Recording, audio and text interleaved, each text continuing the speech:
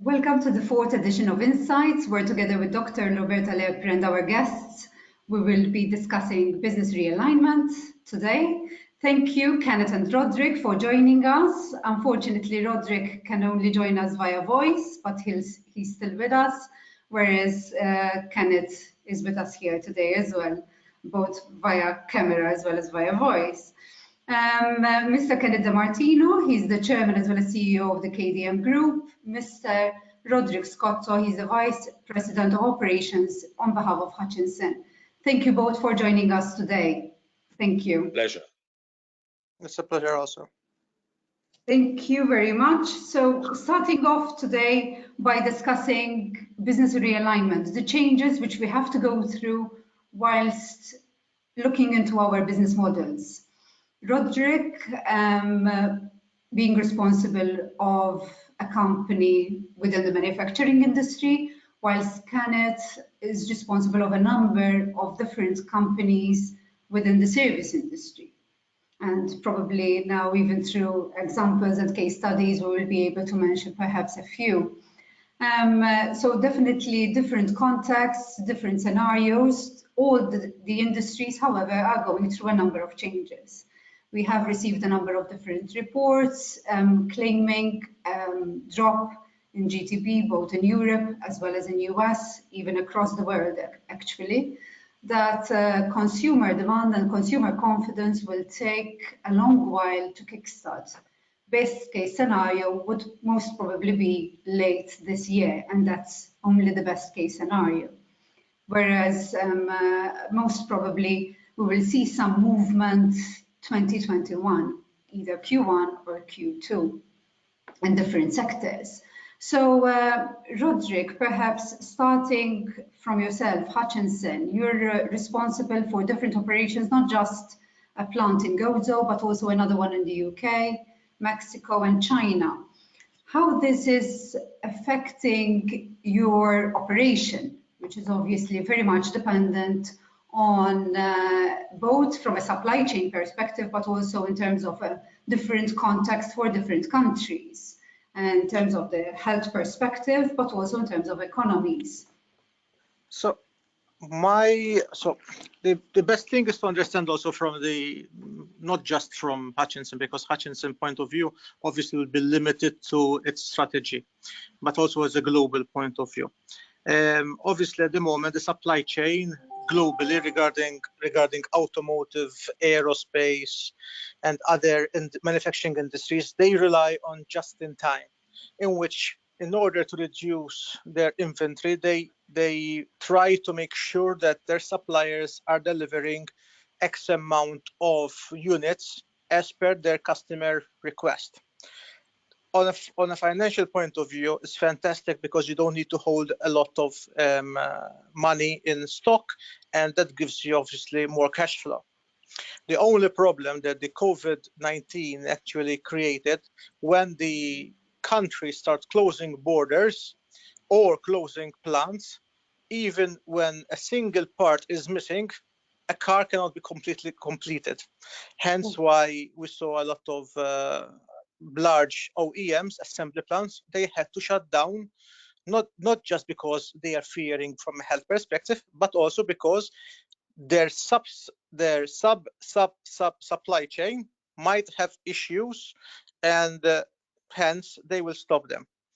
And we have seen a shift in mentality from just in case. People will start shifting more to from just in time.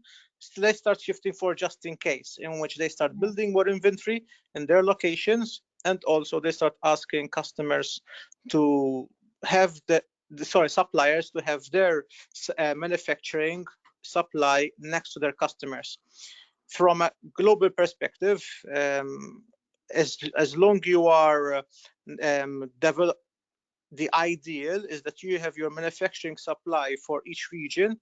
So being geographically balanced and a portfolio wide, it helps you to supply an area. So obviously, from our group perspective, we were always geographically balanced. In fact, we did not focus only on the low-cost country or something, but we focus in having manufacturing plants next to our customers. So we were not really hit in that case. But when you go in more other industries, which they relied constantly in such situation, they had big issues, and we have customers, in actual fact, asking us, they're sending all the customers, can you restart? What is the problems of restart? Well, we did not need to close because we had very good supplies, and we did not interrupt our supplies from our plants. However, a lot of other plants had to close.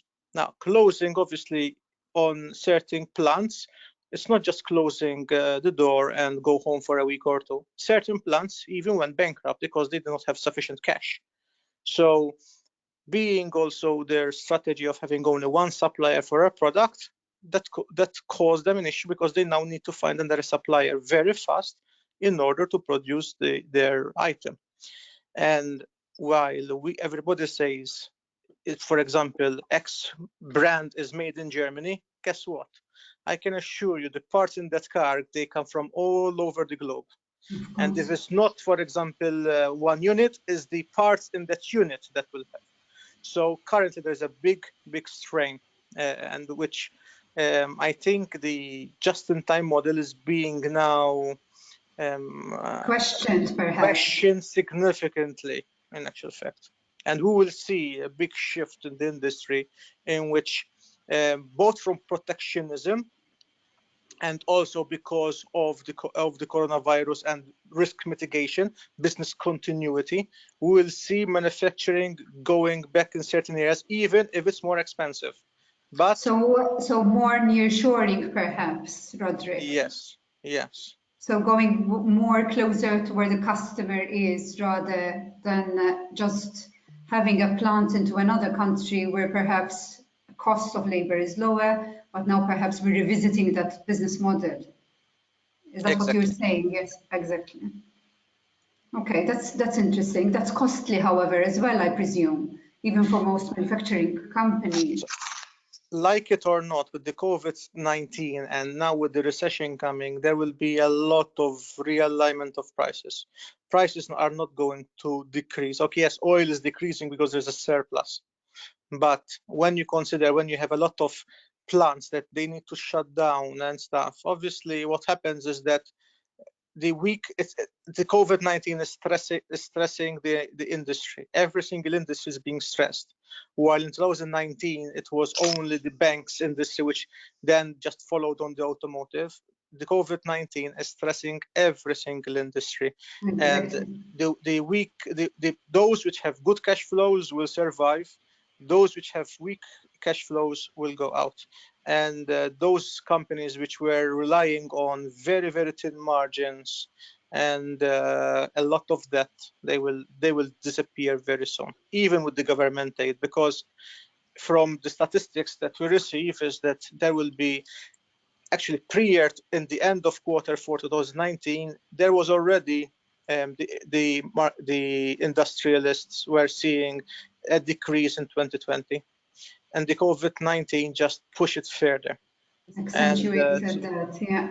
So it is not a 2 weeks, 1 month thing. It will be several years of pain, and obviously now it's true that it will be costly to inshore materials, but guess what?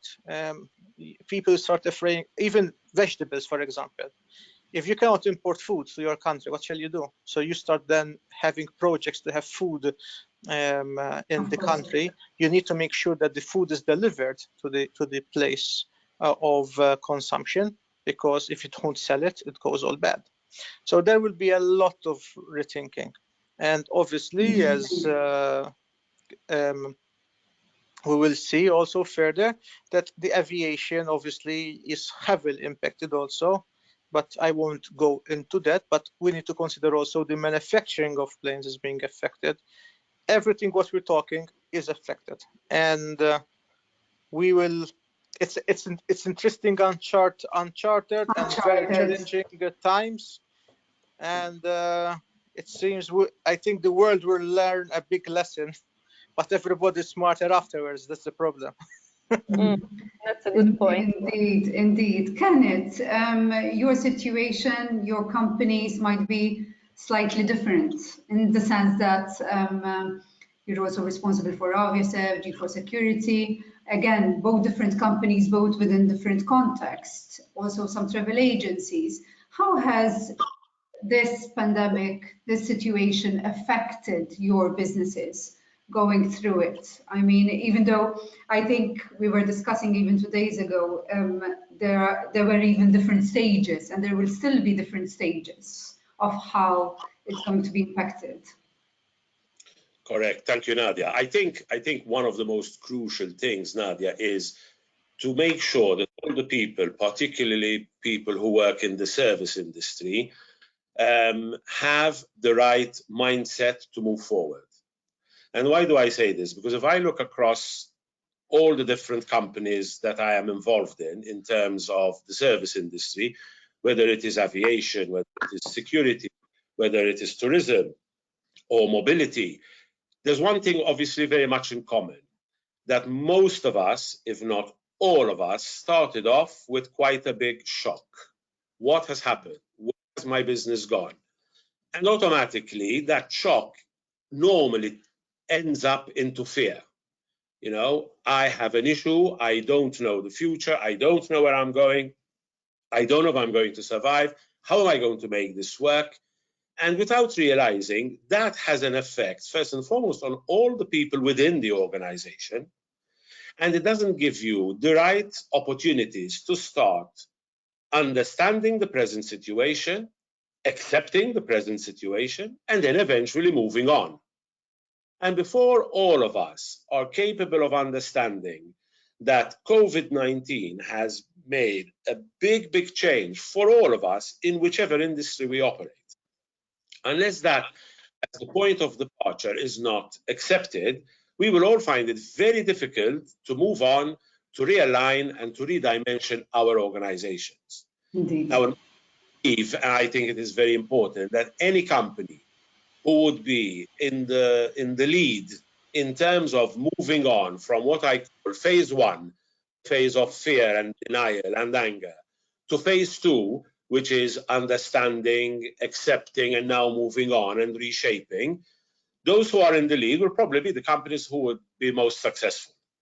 And therefore, what I am doing within the various organizations is making sure that one, the board of directors of each and every respective company has that mindset. Not only the board, but more importantly, the executive team, your managers, board with you. Have they accepted the fact that these changes are going to happen? And once that phase two, as I like to call it, is accepted and done, then you can really sit down round the table and start the replanning that you have to do. Because yes, all the businesses are going to change. The method of supply we were talking would be different. The processes probably would be different. It's very interesting to realize that over the past probably 5 years, I doubt if I've ever had a board meeting over Zoom or team meetings or any other. Today, since COVID-19 has come along, I mean, we've used all the platforms you could ever imagine. Were they successful? Absolutely. In my opinion and in my experience, I found them very effective. What does that actually mean? That probably when I start looking at corporate travel, because one of my companies handles travel as a travel agent, you will see that a number of executives won't need to travel anymore because they would probably be able to use an IT platform to communicate with other board members. Or travel less. So the concept of travel might change. If you look at the aviation industry, we've been talking for the past years of open skies. I don't think we know anything but open skies. That is of the past as far as I'm concerned, because the first step into reality is going to be what we are probably calling corridor travel, where you would have two countries, two governments who would agree that both the respective countries are safe enough or free from COVID-19, so we could start seeing some travel happening, and you will see this concept of corridor travel. Now, that is going to have an effect on the company, Aviaserv, who does most of the ground handling at the airport. It's going to affect the low-cost carriers, who were a big change to the industry when they were originally introduced into Malta. So all these points, which are crucial, have to be very much in the forefront when we sit down and we start saying, okay, let us practically start the process of re-strategizing, replanning. How do I want to manage my business?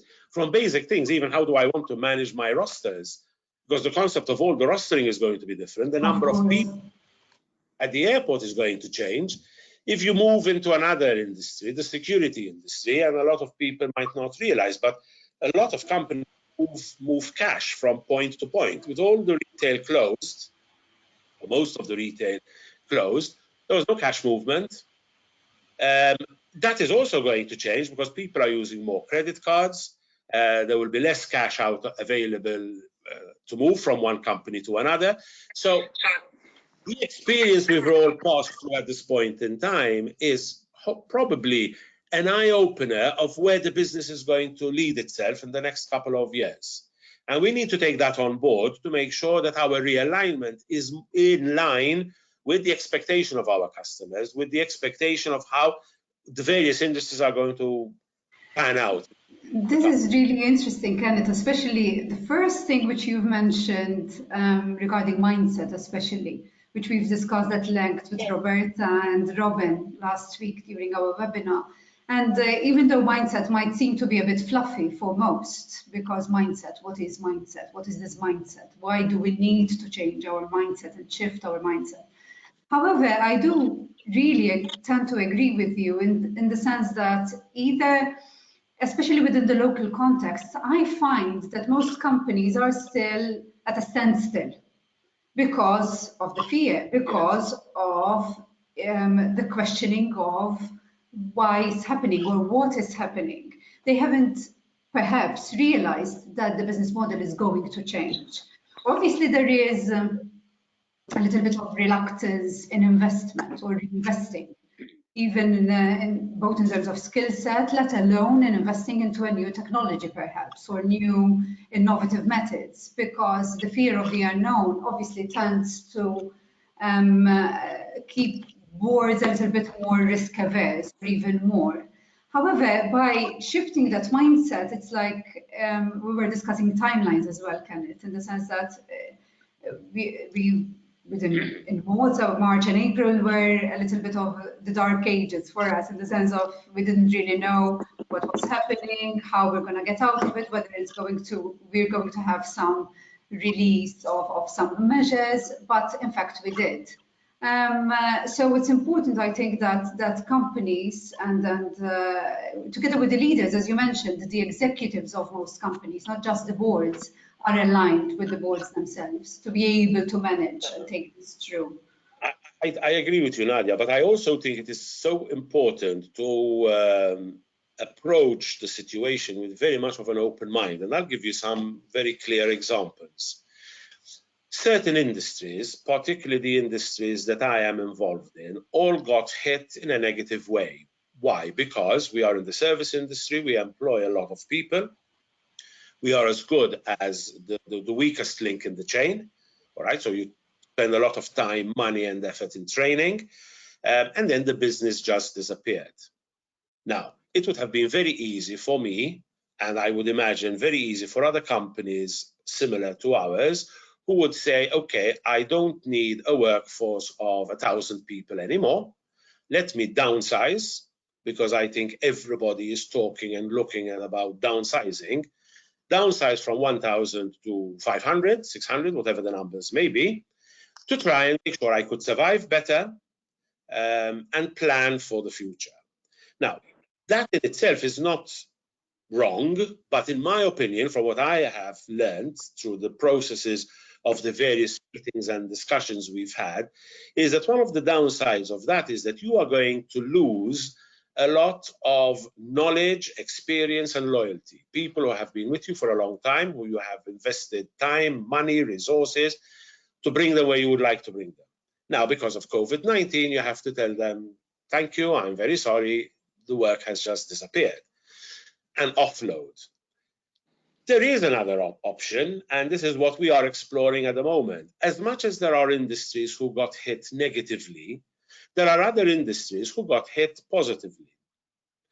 And at the moment, really as we speak, we are actually talking to 2 companies where we are trying to find the right mechanism to outsource 400 of our employees, give them to a company who at the moment are very much in demand, loan them 400 people on an outsourcing proposition for 6 months or 12 months, on the condition that after that period of time, people will obviously come back to you.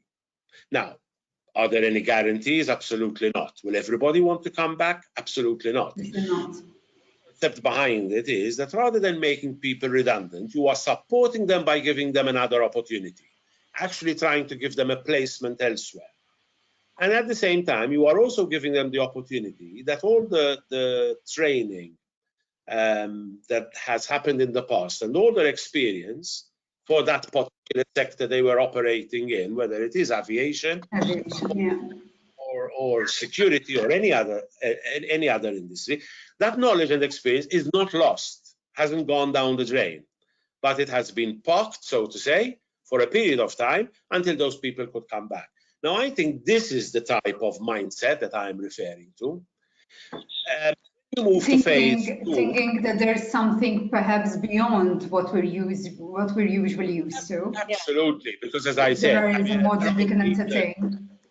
It's also, I think, acting from a place where you're not in a panic situation, because I think the automatic reaction when people panic would be to downsize, as you were saying. But because perhaps the mindset is one which is slightly more resilient, you're looking beyond the immediate future and towards, you know, the medium to long term, when you might actually want those employees back. That's correct. I mean, this happens to everybody. It happened to me. I can assure you that the first 2 to 3 weeks when the shutdown or the lockdown came along, I had all the imaginary thoughts that you can think of. How am I going to survive? We're not going to have the cash flow. Did I ask for support from the enterprise? Of course I did, like everybody else did. Why? Because at that point in time, the lack of that unknown, how long is this going to last, will I survive, is going to put you in that mindset that I am in trouble. And when I am in trouble, what do you normally do? You go into a small hole and try to disappear. That's the wrong approach. You need to get over that. And it's not an easy process to get over it. I mean, the first thing you need to do is understand the situation and accept it. It's there, it's not going to change. And then once that has happened, if you say, okay, I am now ready, rather than looking at crisis management and see how I'm going to manage this crisis, I say, okay, I'm ready to move on. I'm ready to realign. Let's start being creative. Let's start putting a lot of thoughts and ideas on the table. Will all of them work? No, not all of them are going to work. But you need to experiment as much. Experiment in normal times. At the moment, we are not living normal times, but that concept of change, understanding, moving on, and keeping the team together. Another interesting point is, and again, I experienced it purely because we work in the service industry. The management team needs to talk to the staff. Remote working. It is true that people have taken up remote working. Has it worked? In my opinion, in certain instances, it has worked. Absolutely, yes. But does that mean I don't need to communicate with my line manager? Does it mean I don't need, or I would not like to listen to my general manager and see what he has to say? So a totally different process happens where, for example, I know that every Monday morning, I have a session with all my people. It's a Zoom meeting. You've opened up. Any staff can sign in, they can come in and they can talk, listen, understand, see where the company is going. That communication, now that we are living more apart from each other, has become even more crucial, in my opinion. People at home working, just leaving them to what they have to do and just being results oriented is, in my opinion, just not enough. In fact, we mentioned as well the importance of communication in the past webinars, and I'm happy that you're re-mentioning it again, Kenneth, because it's critical, the consistency of communication, communicating, like you're saying, managers at the same time, even if they don't really have a lot to say and a lot to communicate, but that is important that at least they present themselves to the staff. Roderick, yes, we haven't forgotten you. No, actually, I did some notes. So going. Especially one thing, Roderick, I wanted to ask, which is interesting, because in a manufacturing setup where things are more scheduled and everything is more systematic, how does the concept of mindset work? Is this relevant? Is this important in your context, or is it completely something which people can't really grasp? When you're talking with wherever people are in service and manufacturing, whatever, they are human beings, and people think they are rational, and people are not rational. They're very emotional. Yeah. So one of the biggest thing wherever, as Kenneth mentioned, yes, there was a big shock. People wasn't expecting this coming, and maybe certain governments took a faster stand or slow stand, and whatever is happening, there will be people complaining against it or not. The real fact is that we don't know how long this will happen and what we're going to do to recover. And while I understand 100% with Kenneth that you will try as much as possible to save the jobs of your people because you have invested in training, you want to keep your brand as the employment branding good. However, there is a limit how much you can actually go deep in your pockets. The deeper your pockets, the longer you can sustain it. But there is a limit.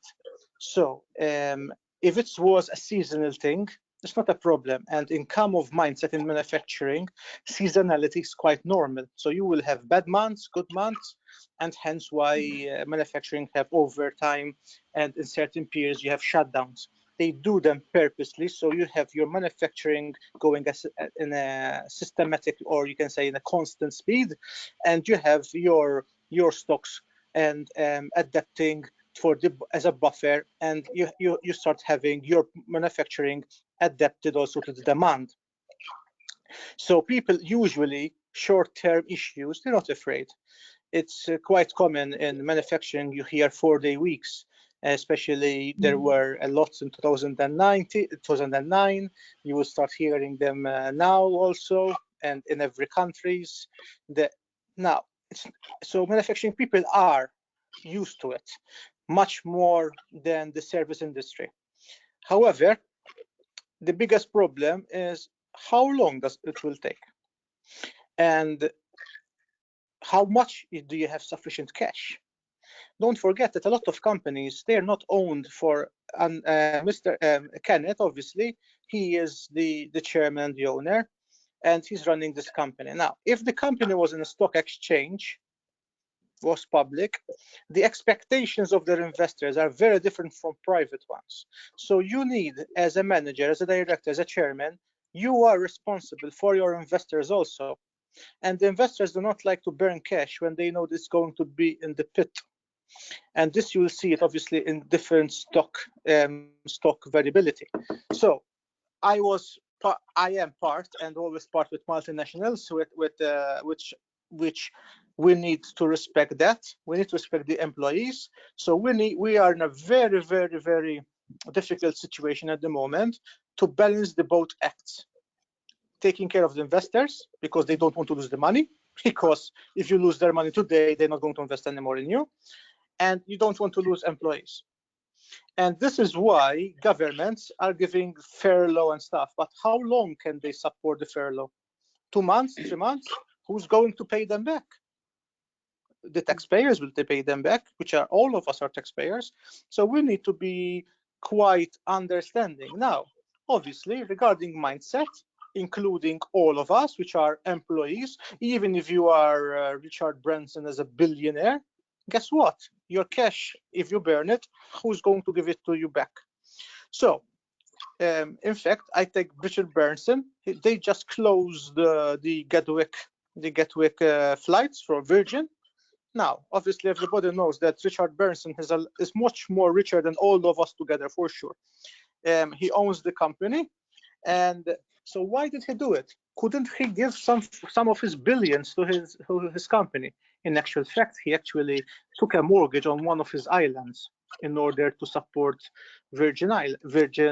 But if it was, say, 2 months of bad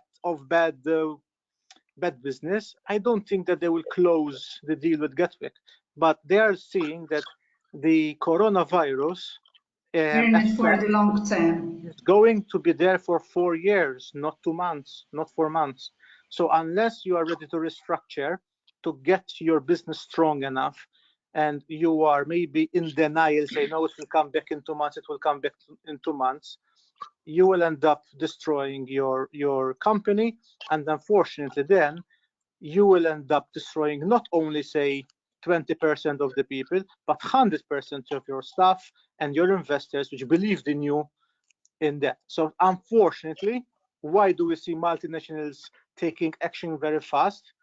Usually, multinationals, don't forget, they don't like to sack people because they have their name, reputation all over the world. And if someone like Virgin Airlines are sacking people, Lufthansa, British Airways, they are doing it not to become like another BE, where Flybe just went bankrupt. So why can they survive? Now, Ryanair have used a different method, I understand. But again, my point is this: we can keep. It's like keeping your breath. You can hold your breath for X amount of minutes. You cannot not breathe for a long. So we need to find a way to restructure. Unfortunately, a lot of you can say marketeers, when I say marketeers, it's like these think tanks, are looking that there will be quite a devastation in certain businesses. Not all of them, but unfortunately, unlike other issues which were specific to one industry, so people could have shifted from one industry to another one, it is all over the industries, and this is the problem. And it's tough. And honestly, for sure, today you are saying something. 6 months down the line, we might say something totally different because we learn more of it. And on a hindsight, we'll be smarter. But currently, I can assure you, everybody is like watching the World Cup final. They don't know the outcome. They wish the outcome would be like this, so they're on their tiptoes. But they need to take action fast. If you don't take action fast, you kill your own business. Roderick, in terms of staff and roles, specific roles within your companies, your respective companies, do you see a shift in roles in the sense that reskilling of people, even in this is something very interesting. And so when you are in manufacturing, but it's not only manufacturing, but it's also service industry, you have what is called lean manufacturing. So it's a philosophy that was invented by Toyota in 1940s, 1960s also. But what is important is this, that one of it is that you need to constantly teach your operators, your management team, to be able to do other jobs for two things. I can give an example. You have a small company and you have one accountant and two clerks, for example. One of the clerk, she is sick, she's throwing up, and she cannot make it for 1 week, for example. But you need to close your books because you need to have a deadline, say, with the tax authorities, blah, blah, blah. So if you did not teach anyone to do her job, you will end up not meeting your deadline. So what you do, you have the other person trained how to do it. Now, will she do it perfectly? No. However, in order to overcome it, you make very detailed procedures to educate the person or remind the person very fast. In fact, if you want to see one of the best organizations that do it very fast, very good, and do not laugh about it, is the fast food industry. KFC, Burger King, McDonald's. They have a staff turnover of more than 100% per year. However, if you go to eat McDonald's, London, Paris, Malta, Shanghai, it will taste the same. How did they do it? Very simple. very structured procedures, simple training, and everybody's trained. And when you go to McDonald's during the night, you find the manager cooking the burger. In the morning, you find 20 people in peak hours. And something similar, they did it also in hotels because of erratic. For example, which sometimes you go in a hotel and you find out that the desks, you have 6 desks, all fully occupied, checking in the guests. 1 hour later, you only see 1 person. So what they do, they train, for example, multiple people from the back office to be able to check in. So multi-skilling is more important. And what is going to be even more important now, it's not just multi-skilling, but people in general, because of their fearing of losing their job, or unfortunately, some people will be losing their job, they will start retraining in a different trade. They'll be more willing, more open to the opportunities. And I will see a very big opportunity for e-training companies, which when I remember when I was doing the MBA, there was a particular professor in Malta that was studying e-learning, and nobody was actually saying who wants to go to e-learning over a webcam and stuff like that. But guess what? Now my children are at home. They are actually doing their primary lessons and kindergarten lessons over the tablet. So it's a new normal that is going to come. And another thing that I see that is going to cause also a problem, people will start challenging their industry if it is worth continuing in that industry because of its volatility, how risky it is. And also they will start considering even working from home. Working habits will change considerably. It will have its pros and cons, obviously. But obviously, as Kenneth mentioned, doing board meetings over the phone. Being from a multinational, we need to do these things because we cannot be in 20 places all at once. So we are constantly back-to-back with meetings, and video conferencing for us was already normal. But it will become a normal also for the small companies, which before they didn't even consider such an investment because they saw it as useless. However, as we discussed with Kenneth before this started, nothing beats the face-to-face when we're finalizing or landing a contract. I think that is something which we still have to overcome, especially when most deals happen not in the boardroom, but they happen mostly either at a meal, during a meal, or during an offline meeting, so to speak. So that is something which I think is very difficult to replicate online, in my opinion. Yes. It's about balance. Sorry, Roberta. To carry on a little, Robert was saying, I think whether it is a public listed company or the private sector with 2-3 investors, nobody would want to run the business at a loss. Of course. Whilst the corporate governance on a public listed company is what it is, I am convinced that under the present circumstances, we will probably see a little bit more of corporate governance coming in to other companies, even smaller companies, who are definitely going to have to be more focused to make sure that they survive. And whilst, yes, I do agree that everybody will do as much as possible to get their workforce to survive and to be retrained, yes, you will find that there is an element of more flexibility and willingness from staff to be retrained, but it's also getting the right balance and accepting the fact that there could be the possibility, the necessity of downsizing.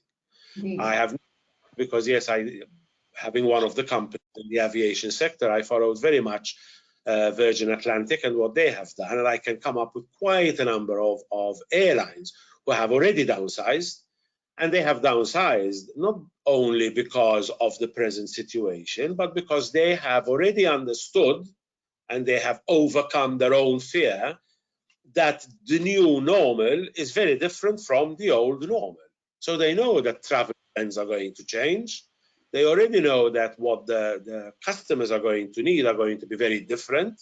So they had no other choice but to start looking at what the future holds. How am I going to downsize? How will I survive? What do the customers really require? I mean, probably quite a number of people have seen what airlines are already doing in terms of trying to look at the new seat configuration. Should we have different seat configuration with perspex around the seats? People are already on that mode of thinking. Why? Because, I will repeat, we know that the new world is very different from the old world. And COVID has come and will be with us for a relatively long period of time. So yes, it's a matter of how much you can survive the present situation, not only by putting your hand in your pocket and digging deep, because as I said, I don't think anybody would be comfortable to run their business, however small, medium or large it is, at a loss. You have to redimension, you have to have the capability of finding new ways of surviving and changing the model to make sure that at the end of the day, we all work to have a decent bottom line, and that's what everybody will be looking for. Survive. As Edwin Deming, Charles Darwin mentioned, it's not the most attractive species or the most intelligent species that will survive, but the one that it adapts the fastest.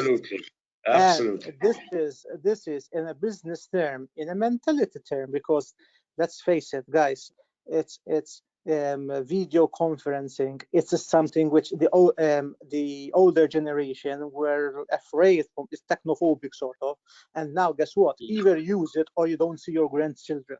So we need to adapt in everything, from our expectations regarding how to work, our expectations how to mingle together, and from a business perspective, we need to say, guys, is my product, is my service, is the right business model that we're doing? If we're not going to change very fast, we're going to sink very fast. So those that are going to accept the difference, as Kenneth mentioned about the change model. So there is the Kluber model, which says first people are anxious, then they start being in denial, and then they start, they have different phases of sort of like grief. Eventually, people which are the first one accepting it and challenging the current situation and try to see the positive in it, because let's face it, opening the news at the moment is so depressing. You feel like nothing we are doing in the worst time of the world. Roderick, though there are aspects of the news which are positive. In fact, as someone who works a lot in the corporate sustainability sphere, if we look at things from a sustainability point of view, both the environmental impact, the negative impact that our businesses were having, locally, but also globally, but also the social impact. And we've mentioned a number of things today which are to a certain extent positive from a sustainability point of view. So moving the production of supplies closer to the consumer, that is positive from a sustainability point of view. Having businesses invest more in reskilling and retraining, that is also something positive. Less global travel, so we're reducing our carbon footprint. That is also positive from a sustainability point of view. So my question is, in this process of realignment, do you see that maybe there is scope to adapt our business models to criteria of sustainability, such as the ESG criteria, for example, which factor in the cost which we were having on the social and environmental capital at the end of the day? Because I don't think we were factoring that in very much. I 100% agree with you, and thankfully that we are also seeing the bright light. As a human being, we are the most adaptable species, and that's why we thrived so much. Obviously, however, unfortunately, we destroyed also our source, which is Earth, by carbon footprint and in fact social responsibility, as you mentioned, the carbon footprint. I do believe, also with the millennium generation, which are much more environmentally friendly, as people, and they are not afraid to voice their opinion about the environment. I think there will be more concern about the CO2 emissions, not just for the car, for the phone, but also about how to produce it and how to transport it. And transportation, for example, in actual fact, to tell you the truth, Amazon also caused quite a big issue because, for example, they say we're sustainable, but using the 1 mile transport, in which the last mile or few miles are given to another distributor that comes with the parcel at your home, it's increasing carbon footprint there. So the further away the parts are made, the more carbon or creation and transporting it. And I think that is bringing manufacturing to home will help us there. Hopefully, we need to, I do believe that we need to get from the mentality in which not to get everything cheap. There is a cost for everything. Exactly. And it's not about the financial cost. And in America, so I used to live in China, I used to live in America several times, and now I'm living in the UK. So in America, when the current president went up, there was a lot push to localize inside, because now, irrespective of political views, so I'm not talking about those that is not my views or something, but when you squeeze it, the most important thing that he was saying, if you want to have jobs here, you need to start buying local. And even environmental people have a similar system, which are the 1 mile food or something like that they buy the food within their own community, so they don't create carbon in transporting food from another continent. So again, yes, you're paying more, and it's like organic farming. In actually, organic farming is giving you much less output, but if you don't want to use pesticide, you need to adapt to pay more. So there's something. So definitely there was something positive, Roberta, about these changes. Kenneth, what are your views about this sustainability and sustainable measures? Yes, I totally agree. I'm not convinced that in the past all companies took into consideration any ESG guidelines. I think some companies did, others didn't. With what has happened, I think the story is now totally different. And I think so many people are now in a position to change their focus and understand that moving forward would mean looking at things in a very different way.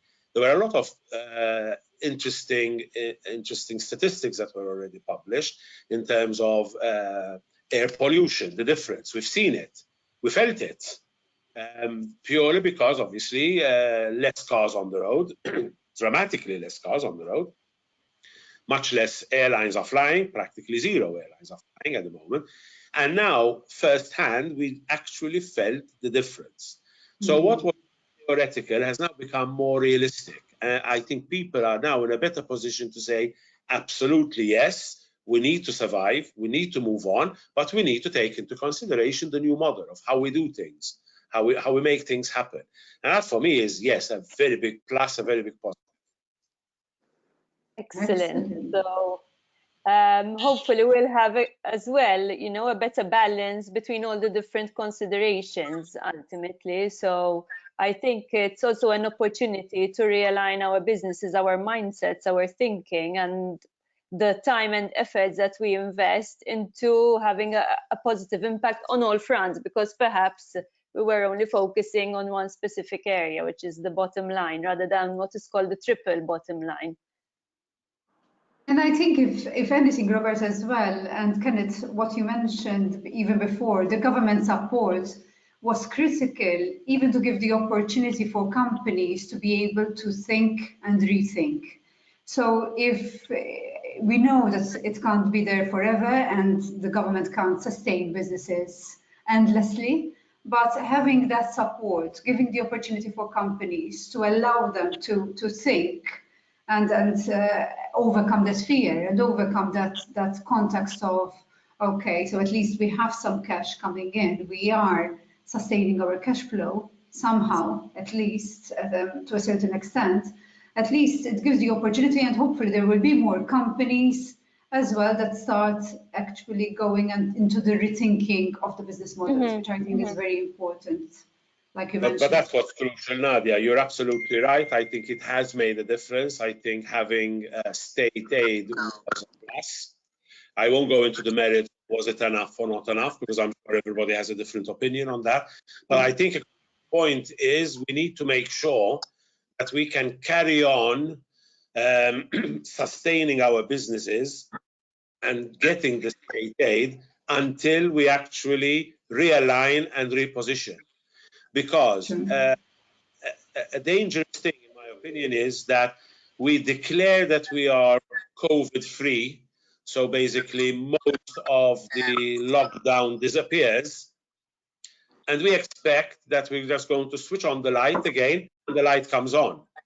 And we all go back to business, and it's not going to happen. You know that. I think that is an fact. So being able to phase out from the old model and phase into the new model means that you need the right tools, the right support, the right state aid for a period of time to be able to adjust and make sure that you are then contributing very positively to the economy of your own country. And I think the message has already been that there will be the tapering of measures. So I think that's good and that's positive. And hopefully, like you mentioned, Kenneth, most companies take the opportunity to revive and take the opportunity. In fact, I've had discussions with a few companies this week that have actually asked some of the members to go back to work and go back to the office. Yes. However, the question is, does anything change? Are you changing something in the way you're operating? Or is it just, was it a 2-month hiatus or something? What was it exactly? What was it? How can we define? How can we learn? What are these lessons which we have learned? It's not like we're not going back to anything we've known before prior to these 2 months. So I think it's crucial that we take some lessons out of what we have passed through. I mean, nobody wanted a COVID-19 to come upon us, but it has. Are there lessons? Absolutely. I mean, one of the lessons that automatically comes to mind for me is that at this point in time, cash is king. Companies, as Roderick said, companies who have the money will probably survive the longest. So does that mean that people are looking closer to how they manage their debtors and their debt control and how much credit they want to offer and what is the cost of finance? These are all areas where in the past certain companies might have taken for granted. And today you say, really? You know, money costs me money, if you know what I mean. So what is the situation? Do I need to change company policy? Do I need to change my approach? So looking at it from a business now perspective, from a customer perspective, because yes, as Roderick said, there must always be the right balance. There are quite a number of lessons that we have learned, and we need to maximize and use rethinking of the new models and on how we want to manage our businesses in months ahead of us. It's a lesson in risk management as well, I think. Indeed, and I think, like Kenneth mentioned, it's an overarching lesson. It's not just finance, but finance, operations, HR. It's, for once, we're going to rethink the processes of the whole organization, from the service we offer, the customer, not only internally, but also externally, just because we have had so many different changes. I think it's so interesting how every topic that we discuss each week ties to the previous topics that we would have discussed. So really and truly, as you're saying, every aspect ties into each other, and we need to really start looking at things from a more holistic point of view rather than departmentalize or, you know, put issues into boxes and separate compartments.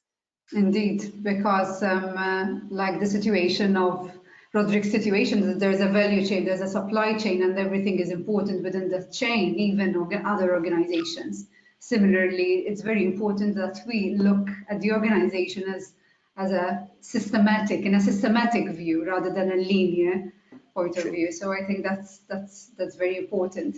So I think it has been a very interesting conversation. Roderick, Kenneth, thank you very much for joining Robert and myself today. Thank you whoever joined this webinar as well, and wishing you all a very nice afternoon. Thank you. Thank you very much. Thank Bye-bye. you. Thank you for having us. Bye-bye.